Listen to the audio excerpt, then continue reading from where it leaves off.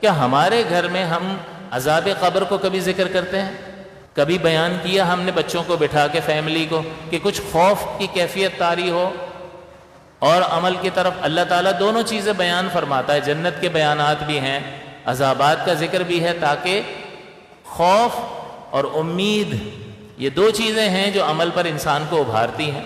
کبھی جہنم کا تذکرہ ہو، کبھی اس کے عذابات کا ذکر ہو۔ نبی اکرم صلی اللہ علیہ وسلم معراج پر تشریف لے گئے، آپ نے واپس آ کر آنکھوں دیکھا حال بیان فرمایا ہے، احادیث مبارکہ میں وہ سب موجود ہے۔ کبھی بیان ہوتا ہے ہمارے گھر میں؟ کبھی آپ میں سے کسی نے کیا ہو، کوئی کتاب لے کر بیٹھے اور اپنے بچوں کو بٹھایا ہو کہ یہ کیوں بیان کیا ہے؟ کیا بیکار ہے؟ معاذ اللہ اللہ تعالیٰ نے ان چیزوں کا تذکرہ جو قرآن میں فرمایا ہے یہ بیکار ہے؟ نبی کریم نے ذکر فرمایا معاذ اللہ بیکار ہے؟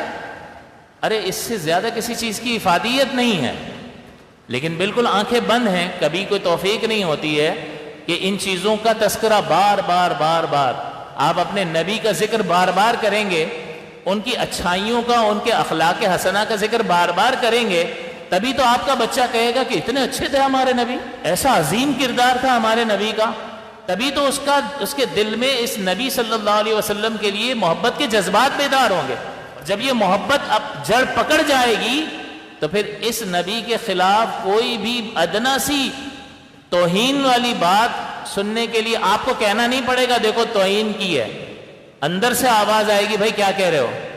40 سالہ کردار رحمت دو عالم صلی اللہ علیہ وسلم کا کبھی کسی نے بیان کیا ہے؟ اور اسی کردار پر رحمت دو عالم صلی اللہ علیہ وسلم دعوت دے رہے ہیں دین کی۔ کوئی معجزہ نہیں دکھایا، پہاڑ پر کھڑے ہو کر کہا بتاؤ میں اگر کہوں کہ پیچھے ایک لشکر ہے جو تم پر حملہ آور، کئی بار آپ کو بتایا، تم نے دیکھا نہیں ہے، میرے کہنے پہ مانو گے؟ ہاں مان لیں گے۔ کیوں بھائی؟ کردار، آپ تو صادق ہیں، آپ تو امین ہیں۔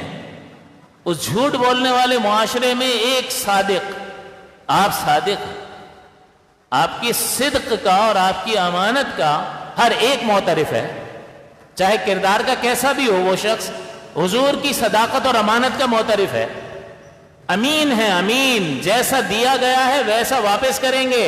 آپ کے پاس جو چیز رکھائی گئی وہ امانت، امانت کا تقاضا کیا ہوتا ہے؟ جیسی رکھوائی ویسی واپس کر دی۔ سچ بولتے ہیں تو جو خبر خالق کی طرف سے دی گئی ویسی کی ویسی امانت وہ امت تک پہنچا دی۔ صادق ہیں، امین ہیں۔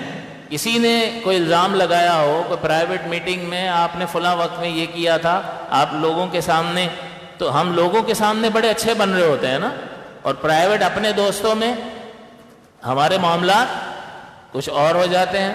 لیکن نبی کریم صلی اللہ علیہ وسلم کا مقدس کردار، مجال ہے کوئی قریبی دوست بھی کہ فلاں وقت آپ نے فلاں چیز میں معاذ اللہ بے احتیاطی فرمائی تھی، سوال ہی پیدا نہیں ہوتا۔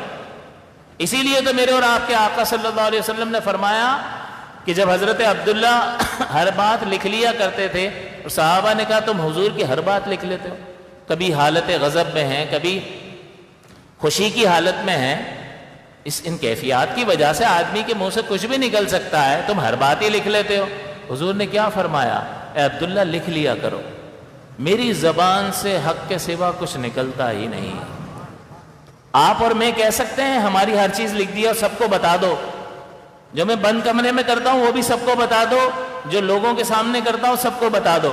انسان چاہے کتنا ہی محتاط کیوں نہ ہو، اس سے خطائیں ہو جاتی ہیں یا نہیں؟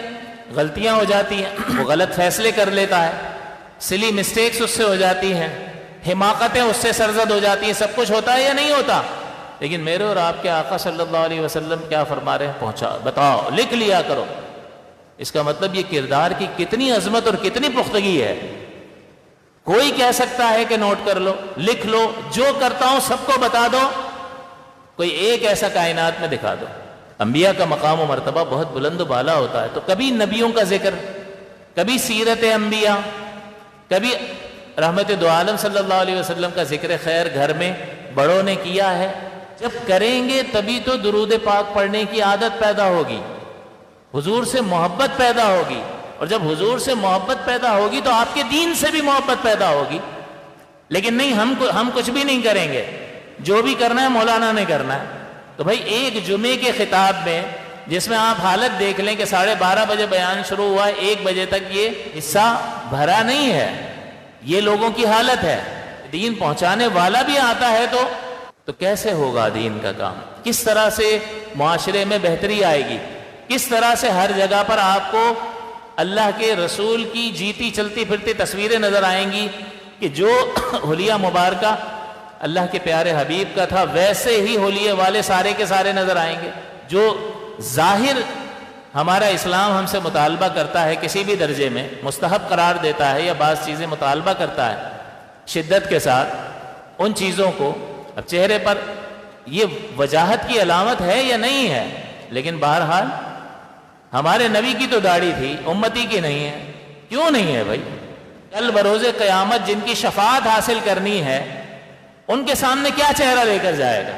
تو ہمیں کوئی غرض نہیں رہ گئی ہے معاذ اللہ کہ اسلام سے کوئی ربط اور تعلق ہو، اس کے نفاذ اور اس کی بلندی کے لیے کوئی کڑن، کوئی جلن، کوئی فکر مندی ہمارے اندر پائی جاتی ہو. تو یاد رکھو کہ اللہ تعالیٰ اگر ناراض ہوا اور پکڑ لیا اس نے تو پھر خیر نہیں ہے، اور کوئی بھی نہیں بچا سکتا. جب اللہ ناراض ہو تو کون بچا سکتا ہے اس کی سختی سے؟ تو اس لیے اسلام کے قریب آنا ضروری ہے. اسلام کو اور اسلام کے قریب آنے میں ہمیں کیا کہا جا رہا ہے؟ تھوڑی سی احکام کی تکلیف ہے، اور وہ تکلیف ہمیں پاک کرتی ہے. وہ تکلیف ہمارے باطن کو اور ہمارے کردار کو ستھرا کرتی ہے اور معاشرے میں ایک معزز انسان بنا کر سامنے لاتی ہے. ایک متقی اور پرہیزگار شخص کی ہر ایک عزت کرتا ہے یا نہیں کرتا؟ تو وہ عزت اسے کس لیے حاصل ہوئی ہے؟ اس لیے کہ اس نے اسلام سے، اللہ کے احکام سے اور رسول کریم صلی اللہ علیہ وسلم کے احکام سے رشتہ جوڑا ہوا ہے، اور ان کو وہ اہمیت دیتا ہے اور وہ اسے اختیار کرتا ہے، جس کی بنیاد پر اس معاشرے میں بھی اسے عزت حاصل ہوتی ہے، اور آخرت میں تو انشاءاللہ موت کے وقت آسانی ہے، قبر میں آسانی ہے، راحت ہے، آخرت میں بھی عزت ہے، سرفرازی ہے، سب کچھ اس کے لیے. جیسا کہ فرمایا کہ جس کے اعمال نامے وزنی ہوں گے وہ من پسند زندگی میں ہوگا اس قیامت کے دن، اور پھر آگے کے معاملات بھی اس کے لیے سارے آسان ہیں.